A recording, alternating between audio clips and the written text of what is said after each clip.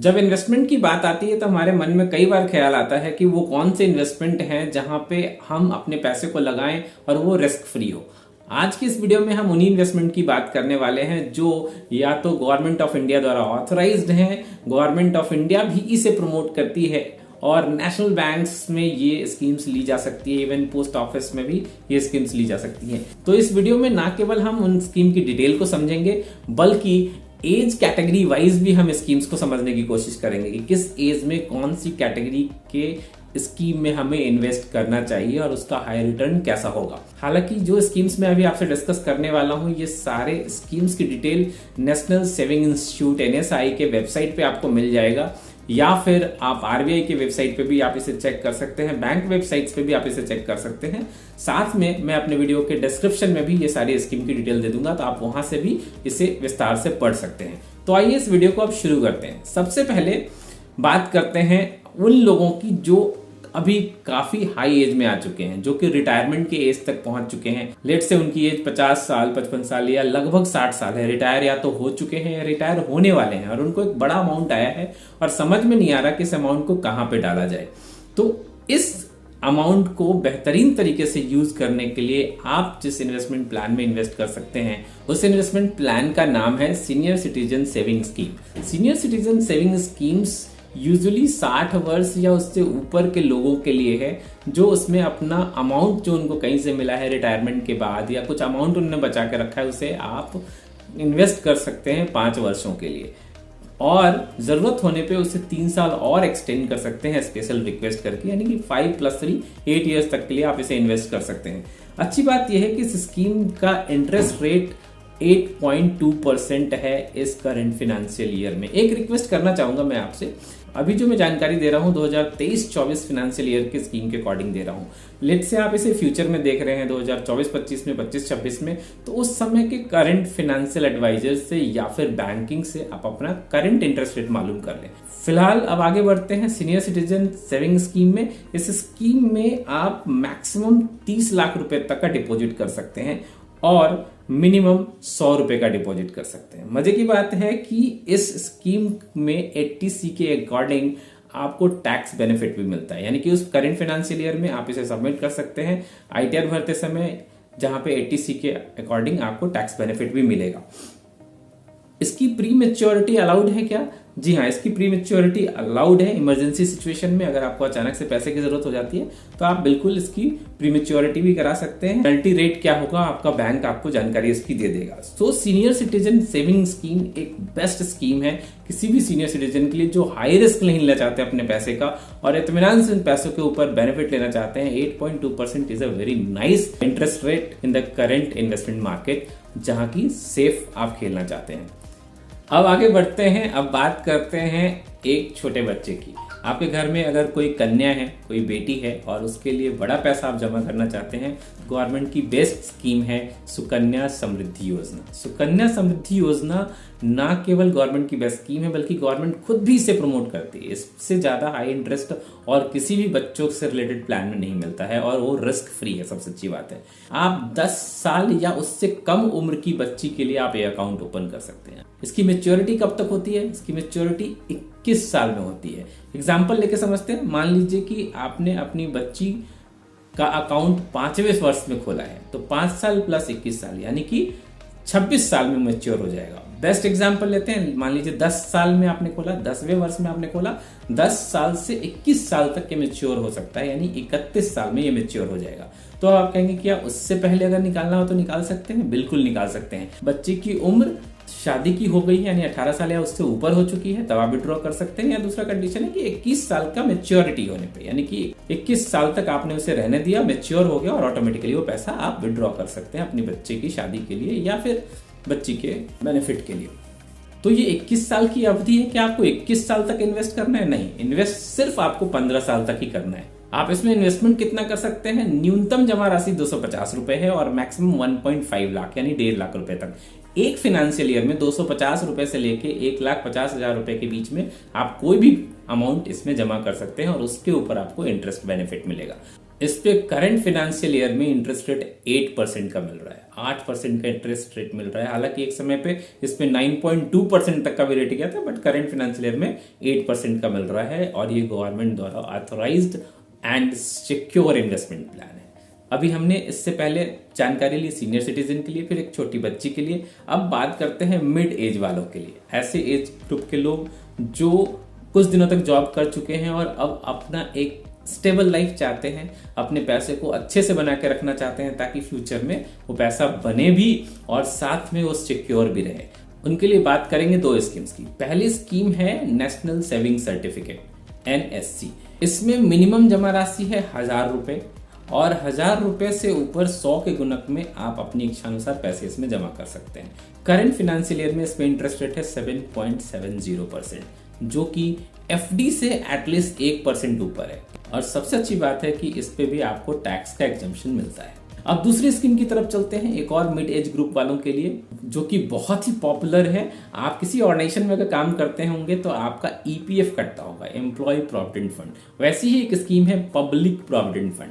Public provident fund जिसे आप खुद से ओपन कर सकते हैं। इसके लिए आप कहीं एम्प्लॉयड हैं, नहीं हैं, आप किसी ऑर्गेनाइजेशन में काम करते हैं, खुद का बिजनेस चलाते हैं, कुछ भी करते हैं, आप पब्लिक प्रोविडेंट फंड में अपना अकाउंट खोल सकते हैं किसी भी नेशनल बैंक के हेल्प से। इसकी अच्छी बात यह है कि ये भी टैक्स एग्जेम्प्टेड है, यानी कि जितना भी इन्वेस्टमेंट आप करेंगे उसमें 1.5 लाख तक का अमाउंट जो है आपके टैक्स कैटेगरी से बाहर हो जाएगा, आपको टैक्स का एग्जेम्पशन मिलेगा अंडर ATC। हालांकि इससे अगर आप कंपेयर करेंगे पिछले स्कीम से जो कि हमने डिस्कस करा उस पर 7.70% था, इस पे उससे थोड़ा कम है, 7.10% इस पे इंटरेस्ट रेट है। लेकिन चूंकि ये पब्लिक प्रोविडेंट फंड है और लॉन्ग टर्म के लिए है और जब मेच्योरिटी होगी अमाउंट की तो सबसे मजे की बात है वो भी टैक्स एक्सेम्प्टेड है। यानी कि जब आप इन्वेस्टमेंट कर रहे हैं वो भी अप टू 1.5 लाख ATC के अंडर टैक्स से बाहर है, और जब इंटरेस्ट आपको मिलेगा लास्ट में मेच्योर होकर अमाउंट मिलेगा वह अमाउंट भी टैक्स से बाहर है, उस पर भी आपको टैक्स नहीं देना पड़ेगा।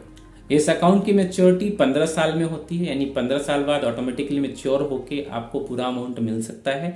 अगर आप उससे पहले निकालना चाहते हैं तो 6वें साल पूरा होने के बाद से जो भी अमाउंट आपने जमा किया हुआ है उसके ऊपर आपको ऋण की सुविधा यानी कि लोन की सुविधा उपलब्ध है, और 7वें साल के बाद से आप एक पर्टिकुलर अमाउंट उसमें से निकाल भी सकते हैं अगर कुछ जरूरत है आपको तो इस प्रकार से हमने बात की सीनियर सिटीजन के लिए, एक छोटी बच्ची के लिए, मिड एज वालों के लिए, और अब हम बात करने वाले हैं उस एज ग्रुप के लिए जिस एज ग्रुप में आपकी उमंग बहुत हाई होती है, यानी कि बिल्कुल यंग एज, आप यंग प्रोफेशनल है, पैसा कमा रहे हैं और आप चाहते हैं कि अच्छा खासा पैसा बनाया जाए लॉन्ग टर्म में, लेकिन आप स्टॉक और म्यूचुअल फंड में इन्वेस्ट नहीं करना चाहते हैं, तो आपके लिए स्कीम्स बहुत ही बेहतरीन है और ये भी प्रोमोटेड बाय गवर्नमेंट है। इस स्कीम का नाम है national pension scheme. National pension scheme नाम से ही लगता है कि आप पेंशन के लिए इसमें कुछ जमा करने वाले हैं। इसके लिए डिटेल मैंने लिख के रखी हुई है, आपको डिटेल बताता हूँ।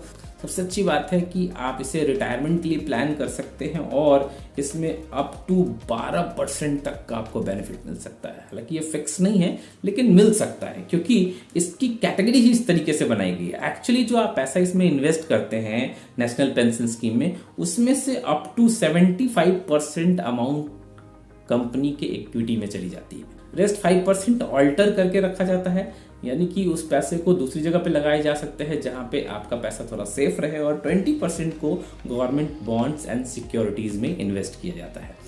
अब आप ध्यान से देखिए ये कौन कर रहा है, ये आपकी बैंक कर रही है और ये डाइवर्सिफाइड है, थोड़ा इक्विटी में, थोड़ा बॉन्ड्स एंड सिक्योरिटी में, थोड़ा ऑल्टर करके रखा गया है। इसमें दो ऑप्शन है, एक आप चाहे तो मैनुअल डाइवर्सिफिकेशन भी आप कर सकते हैं, यानी कि अलोकेशन भी कर सकते हैं, और दूसरा है ऑटो अलोकेशन भी हो सकता है। अगर आपकी एज कम है, मान लीजिए आपकी एज 20-25 साल की है, आप लॉन्ग टर्म में खेलने वाले हैं, तो मेरा पर्सनल एडवाइस है कि इसको ऑटो अलोकेशन पे रहने दें, एल्गोरिदम को तय करने दें कि कहाँ बेस्ट तरीके से पैसा लगाया जाना चाहिए और कैसे पैसे का रिटर्न आना चाहिए। और नहीं, अगर आप मिड एज में आ चुके हैं, थोड़ा रिस्क कम खेलना चाहते हैं, तो आप मैनुअल एलोकेशन भी कर सकते हैं और तय कर सकते हैं कितना % पैसा आपका इन्वेस्ट होना चाहिए बॉन्ड्स एंड सिक्योरिटीज में और कितना इक्विटी में। आप उस तरीके से ऑल्टर कर सकते हैं। तो ये स्कीम जिसका नाम है नेशनल पेंशन स्कीम बहुत ही बेहतरीन स्कीम है और इसका एवरेज रिटर्न जो है 12% के आसपास होने की संभावना रहती है ट्रैक रिकॉर्ड के अकॉर्डिंग। तो आप इसमें अगर आप यंग एज के हैं तो आप जरूर इन्वेस्ट कीजिए, बहुत मजा आएगा, भविष्य में अच्छा पैसा आपको मिलने की संभावना है। अब एक और स्कीम आपके लिए बताता हूं, अगर आप यंग एज के हैं और बहुत ही पॉपुलर है, भी आपने नाम सुना होगा, इसका नाम है सोवेरियन गोल्ड बॉन्ड। ये फिजिकल गोल्ड नहीं है, ये बैंक के पेपर गोल्ड भी नहीं है, ये सोवेरियन गोल्ड बॉन्ड्स हैं। गोल्ड बॉन्ड्स का बेनिफिट क्या है? Gold bonds usually banks invest करती है गोल्ड में, और मजे की बात है जब आप बैंक्स के थ्रू इसको लेते हैं ना तो एक्चुअल करंट रेट पे कई बार आपको डिस्काउंट भी मिल जाता है। मान लीजिए अभी करंट रेट गोल्ड का क्या चल रहा है 60 लाख रुपीस, तो हो सकता है कि आपको 58 लाख पे या 55 लाख पे भी आपको गोल्ड मिल जाए, यानी कि इसके रेट्स काफी कम हो सकते हैं in comparison to the actual rate in the market. वो डिस्काउंट का आपको बेनिफिट मिल जाएगा, लेकिन आपको रिटर्न कैसे मिलेगा? रिटर्न इसका ऑसम है। रिटर्न मिलेगा दो तरीके से। पहला रिटर्न मिलेगा सोवेरियन गोल्ड बॉन्ड पे, फिक्स है, वो है 2.5% जो गवर्नमेंट आपको देगी, वो फिक्स है, आपको मिलेगा ही। जितने का भी आपने खरीदा है गोल्ड बॉन्ड उसका 2.5% गवर्नमेंट से मिलेगी, प्लस गोल्ड का जो भी रेट बढ़ेगा। हालांकि हिस्टोरिकली देखें कभी भी गोल्ड का रेट नीचे गिरा नहीं है, गोल्ड का रेट हमेशा ही बढ़ा है और 10 से 12% के बीच का आपको ईयरली दे ही देता है गोल्ड रिटर्न। हर साल नहीं देता, कभी ऐसा हो सकता है सिर्फ 6% 7% बढ़ेगा, कभी ऐसा होता है 15% बढ़ जाए, 20% बढ़ जाए, लेकिन एवरेज आउट करेंगे अगर लॉन्ग टर्म में 10 साल 20 साल में तो 10 से 12% का रिटर्न गोल्ड ने हमेशा ही दिया है। तो अगर 10 से 12% का रिटर्न गोल्ड आपको नॉर्मल दे रहा है, प्लस 2.5% आपको गवर्नमेंट से मिल रहा है फिक्स, यानी कि टोटल आपको बेनिफिट कितने हो गए? लगभग 14 से 15% के बीच में। This is one of the best investment plan for the young age people, not for everyone, क्योंकि अगर आप यंग एज के हैं तो ज्यादा लंबे समय तक खेलेंगे तो गोल्ड आपको ठीक ठाक रिटर्न देगा। अगर आपकी एज ज्यादा हो चुकी है ऑलरेडी और आप सेफ खेलना चाहते हैं एंड उतना ज्यादा पैसा इन्वेस्ट नहीं करना चाहते हैं, तो गोल्ड बॉन्ड में इन्वेस्ट करना उतना बेनिफिशियल नहीं हो सकता जितना कि एक यंग एज के बंदे के लिए हो सकता है। इसकी कैपिंग भी है क्या? तो जी हाँ, मैं आपकी इसकी जानकारी देता हूँ कि एज पर आरबीआई का मैंने वेबसाइट ओपन किया हुआ है, मैं इसकी लिंक भी आपको दे दूंगा। एज पर आरबीआई क्वेश्चन है कि what is the minimum and maximum limit of the investment? 1 gram of the gold and the multiple of their of minimum investment of the bond shall be 1 gram with the maximum limit of subscription of 4 kg of individuals. एक इंसान 4 kg तक gold खरीद सकता है। क्या इनको आप group में खरीद सकते हैं? बिल्कुल ग्रुप में खरीद सकते हैं, परिवार के मेंबर्स मिलकर खरीद सकते हैं। क्या ये कोई कम उम्र के बच्चे भी खरीद सकते हैं, जो माइनर है खरीद सकते हैं? बिल्कुल खरीद सकते हैं, उनके बिहाफ में उनके पेरेंट्स या उनके गार्जियन खरीद सकते हैं। क्वेश्चन है साथ में कि एक इन्वेस्टर इसके लिए एप्लीकेशन फॉर्म कहां से मिलेगा? तो उसके लिए लिंक मैं आपको दे दूंगा, वहां से आप चेक कर सकते हैं। उस लिंक के थ्रू भी आप इसकी पूरी जानकारी ले सकते हैं। इसके अलावा आप किसी भी गवर्नमेंट ऑथराइज्ड बैंक के अंदर या फिर पोस्ट ऑफिस से भी आप इसकी जानकारी ले सकते हैं और उसके थ्रू भी आप सोवेरियन गोल्ड बॉन्ड खरीद सकते हैं। एक इंपॉर्टेंट क्वेश्चन है लास्ट में, is the maximum limit of 4 kg applicable in case of the joint holding also? अगर जॉइंट होल्डिंग करते हैं, कई लोग मिलकर अगर आप लेते हैं, तो क्या वहां भी कोई मैक्सिमम लिमिट है? जी हाँ, the answer is the maximum limit will be applicable to the first applicant in case of the joint holding for the specific application. तो सोवेरियन गोल्ड बॉन्ड भी एक अच्छा इन्वेस्टमेंट प्लान है। क्यों अच्छा इन्वेस्टमेंट प्लान माना जाता है? क्योंकि इस इन्वेस्टमेंट प्लान में आपको गोल्ड रेट के अकॉर्डिंग पैसे बढ़ते हैं, इंटरेस्ट बेनिफिट मिलता है एंड साथ में गवर्नमेंट आपको 2.5% का रिटर्न देती ही है। तो ये थे बेहतरीन वो स्कीम्स जिसमें आप इन्वेस्ट करके रिस्क फ्री पैसे कमा सकते हैं, रिस्क फ्री पैसे बना सकते हैं, जहां पे आपको कोई रिस्क नहीं है पैसा डूबने का और आप सेफ खेल सकते हैं। उम्मीद करता हूं आपको ये वीडियो पसंद आया हो। अगर आप पहली बार मेरे चैनल पे आए हैं तो चैनल को सब्सक्राइब करना मत भूलिएगा, ताकि ऐसे बेहतरीन वीडियोस आपको मिलते रहें और हम लगातार बातचीत करते रहें। मिलेंगे अगले वीडियो में ऐसे ही, तब तक के लिए आपको नमस्कार, जय हिंद, धन्यवाद।